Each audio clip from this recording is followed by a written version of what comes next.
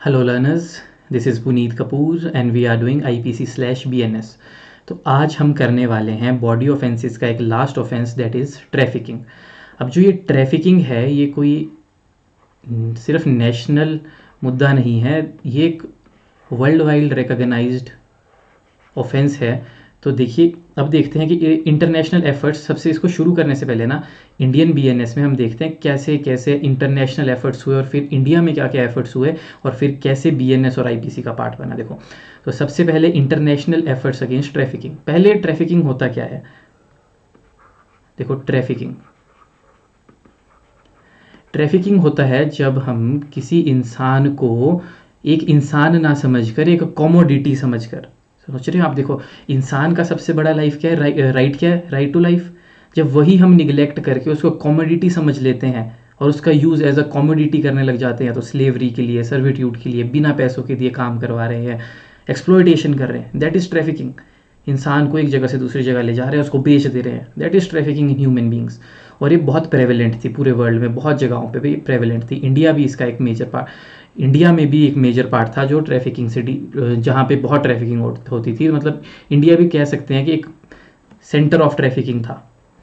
यहाँ से लोग ट्रैफिक होते थे और फॉरेन कंट्रीज़ में स्लेवरी कर रहे होते थे, मतलब बेच दिए जाते थे। तो पुअर फैमिलीज़, राजस्थान वगैरह की अभी भी, इवन मैंने बहुत जगह देखा है कि पुअर फैमिलीज़ अपने बच्चों को ऐसे ही बेचने को तैयार है राजस्थान में।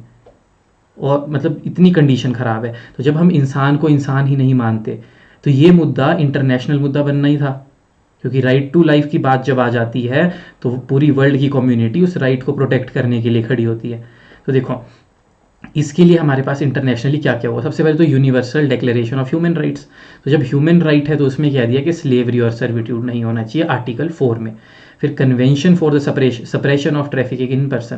तो 1949, एक साल बाद ही 1949 में कन्वेंशन हो गई कि सप्रेस किया जाए ट्रैफिकिंग इन पर्सन को। ये पहली ग्लोबल ट्रीटी थी अगेंस्ट ह्यूमन ट्रैफिकिंग।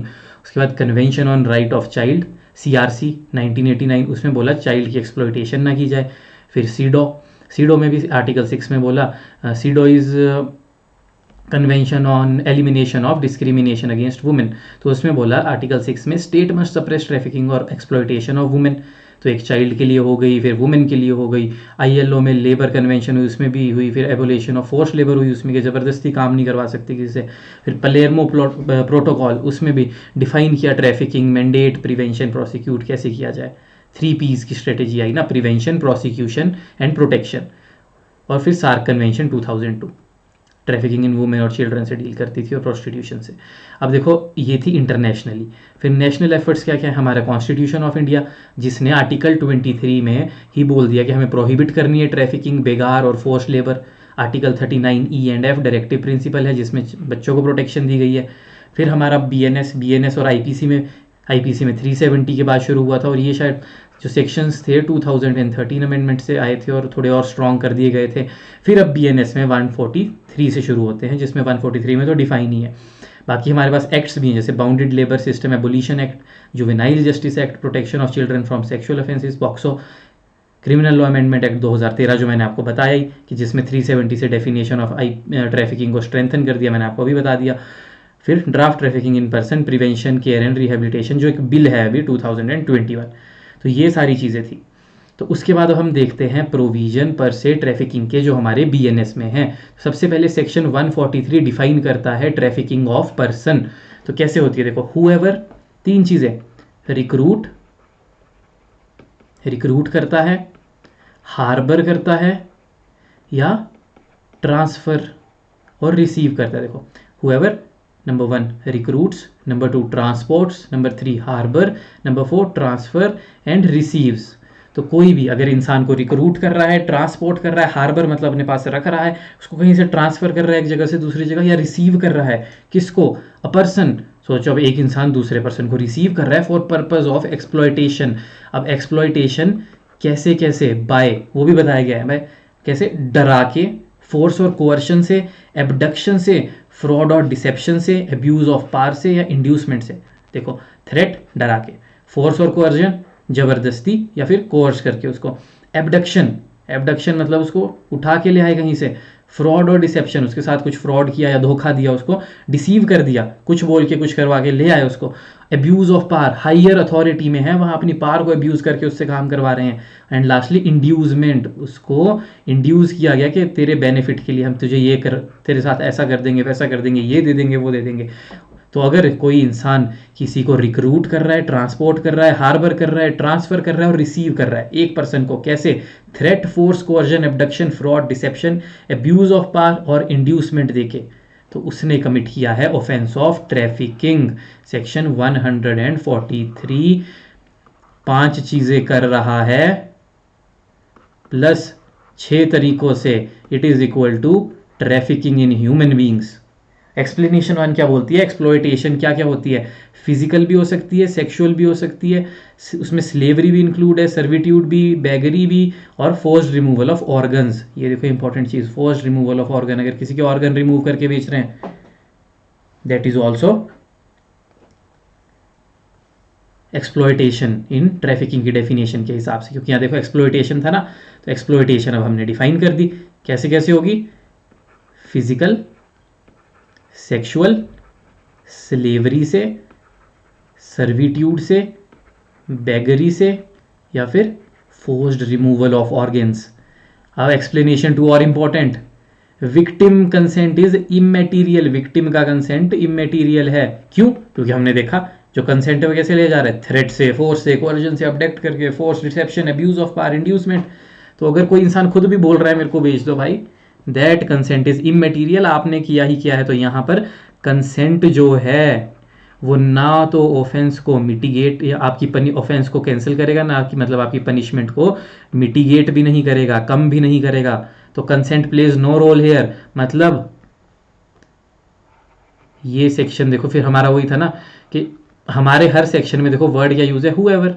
तो हुएवर यूज हो गया और कंसेंट की बात कर दी कि इमेटीरियल है, तो जिसने भी किया है that person will be liable. अगर उसने ये किया है, बाद में वो बोल नहीं सकता, सामने वाले ने खुद कंसेंट दिया था कि मुझे बेच दो। अब पनिशमेंट देखते हैं। अगर किसी ने देखो ट्रैफिकिंग ऑफ पर्सन की है तो rigorous imprisonment 7 to 10 years plus fine.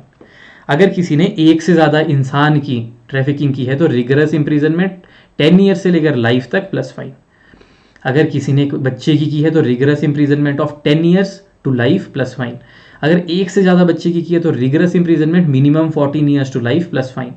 अगर कोई बार बार कर रहा है, रिपीटेड ऑफेंडर है, रिपीट ट्रैफिकिंग ऑफ चाइल्ड बार बार कर रहा है, तो life imprisonment, that is until natural life. और अगर कोई पब्लिक सर्वेंट इसमें इन्वॉल्व है, पब्लिक सर्वेंट या पुलिस इन्वॉल्व है ट्रैफिकिंग के काम में या ट्रैफिकिंग के ऑफेंस में, तो लाइफ इंप्रिजनमेंट, वो भी नेचुरल लाइफ के लिए।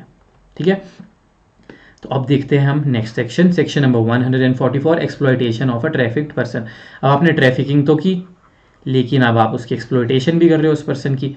तो उसमें क्या है, देखो अगर आप सेक्सुअल एक्सप्लॉयटेशन कर रहे हो किसी चाइल्ड की, ट्रैफिक्ड चाइल्ड की, तो अगर बच्चे की मतलब 18 ईयर्स से कम है उसकी आप सेक्सुअल एक्सप्लॉयटेशन कर रहे हो तो रिगरस इंप्रिजनमेंट मिनिमम 5 साल की up to 10 years plus fine. और अगर किसी एडल्ट की तो 3 to 7 years प्लस फाइन। अब आता है section 145, habitual dealing in slaves. अगर किसी ने बिजनेस ही बना दिया, बार बार डीलिंग कर रहा है स्लेव्स में, तो इंपोर्ट करता है, एक्सपोर्ट करता है, रिमूव करता है, किसी को खरीदता है, बेचता है, ट्रैफिक करता है, डील करता है इन स्लेव में, तो पनिशमेंट ऑफ लाइफ इंप्रिजनमेंट और up to 10 years plus fine. तो या तो लाइफ इंप्रिजनमेंट या imprisonment up to 10 years plus fine. फिर आता है 146, अनलॉफुल कंपल्सरी लेबर। अगर कोई किसी को अनलॉफुली कंपल्सरी लेबर करवाता है, कोई किसी को कंपेल करता है कि भाई तू लेबर मेरे यहाँ पे ये काम करो, उसकी विल के अगेंस्ट, तो पनिशमेंट अप टू 1 years और फाइन और बोथ। ठीक है, हमने क्या देखा? ट्रैफिकिंग 5 तरीके प्लस 6 वो, प्लस एक्सप्लॉयटेशन में क्या क्या आता है अगर कोई वो सब कर रहा है, that is trafficking in human. और एक्सप्लेनेशन 2 में हमें बता दिया गया विक्टिम का कंसेंट इमेटीरियल है। फिर हमने उसकी पनिशमेंट्स देखी, फिर उसके बाद हमने 144 में देखा उसको एक्सप्लॉइट कर रहे हैं, 145 में देखा जो हैबिचुअली डील कर रहे हैं, 146 में देखा अनलॉफुल और कंपल्सरी लेबर। ठीक है, तो ये तो हमारे थे सेक्शंस पर से, ये थे हमारे सिर्फ सेक्शन। अब मैं आपको इसमें 1-2 केस बता देता हूँ। जो कि थोड़े से इंपॉर्टेंट है। अब क्या है ना, एक मुद्दा उठा कि जो हमारे इनमेट्स होते हैं जेल में, इनमेट्स जो जेल में होते हैं, उनको जब हम अगर कुछ काम करवाएं तो क्या वो ट्रैफिकिंग या बिगाड़ या फिर फोर्स्ड लेबर में आएगा कि नहीं, तो ये उठा। तो सबसे पहले people's union of democratic right versus union of India. People's union of democratic rights versus union of India का case.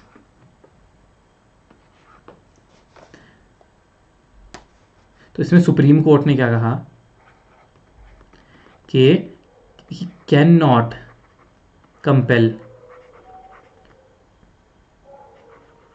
People to do LABOUR labour, हम कंपेल नहीं कर सकते, और अगर हम उनको पेमेंट दे रहे हैं, payment less than minimum wages, that will be, अगर मिनिमम वेजेस से कम दे रहे हैं दैट विल बी अनलॉफुल।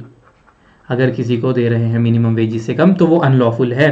उसके बाद आ जाते हैं, ये जो मैं आपको इनमेट की कहानी बता रहा था, तो सबसे पहला landmark Sunil Batra, Sunil Batra versus Delhi administration. अब आप बताएंगे कमेंट में कि ये केस और कहाँ कहाँ पर यूज़ हुआ है, किस चीज़ का लैंडमार्क केस है। तो Sunil Batra versus Delhi administration, supreme court ने इसमें क्या बोला, किस चीज़ का लैंडमार्क है, एनीबडी? चलो आप बता देना, पर मैं भी बता देता हूँ, प्रिजनर्स राइट से रिलेटेड केस है ये।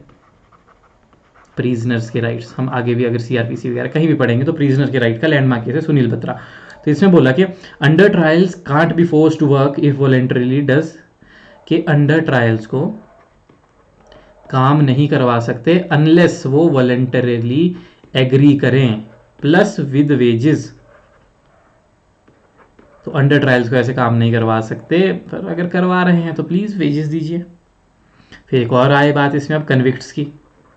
तो जो कन्विक्ट्स है उनकी बात आई कि अगर उनको रिगरस इम्प्रिजनमेंट मिली है तो उनको फोर्स कर सकते हैं काम करने के लिए, कि आपको काम करना ही होगा, वर्क करना होगा, लेकिन कंपेल कर सकते हैं, लेकिन लॉफुली कंपेल कर सकते हैं। उसके बाद state of Gujarat, state of Gujarat versus high court of Gujarat 1998, supreme court. तो वहां बोला रिगरस इम्प्रिजनमेंट में हम कह सकते हैं कि चलो काम करो, बट वेजेस देने होंगे। रिगरस में वर्क करवा सकते हैं बट वेजेस देने होंगे उस काम के। तो देखो क्या हमारे पास कंक्लूजन निकला कि कोर्ट ने प्रिजनर्स तक को कहा है कि उनसे भी हम फोर्स्ड लेबर नहीं करवा सकते, अगर करवा रहे हैं रिगरस इम्प्रिजनमेंट में भी तो वहाँ भी वेजेस देने पड़ेंगे। आपको पता है संजय दत्त ने भी की थी तो उसको भी वेजेस मिले थे, सबको मिलते हैं जो भी रिगरस इम्प्रिजनमेंट कर रहा है। तो मतलब कोर्ट जेल के अंदर तक लॉज फॉलो हो रहे हैं, लेकिन शायद बाहर नहीं हो पा रहे हैं क्योंकि अवेयर ही नहीं है लेबर एंड ऑल अपने राइट्स के बारे में। तो आज का हमारा टॉपिक इतना ही था ट्रैफिकिंग के बारे में। बाकी हमारे body offences as per BNS ख़त्म हो चुके हैं। अब हम करेंगे ऑफेंसेस अगेंस्ट वुमेन, जो कि एक पार्ट बच जाता है शुरू का। Offences against women and child कर लेंगे हम, उसके बाद फिर लाइन में चलेंगे आगे स्टेट से लेके, ठीक है। तो अगले लेक्चर में ऑफेंसेस अगेंस्ट वुमेन कर लेंगे, उससे अगले में ऑफेंसेस अगेंस्ट, अगले में शायद रेप ही हो पाएगा आई गेस। उसके बाद उससे अगली क्लास में कर लेंगे जो बाकी बचेंगे असॉल्ट वाले।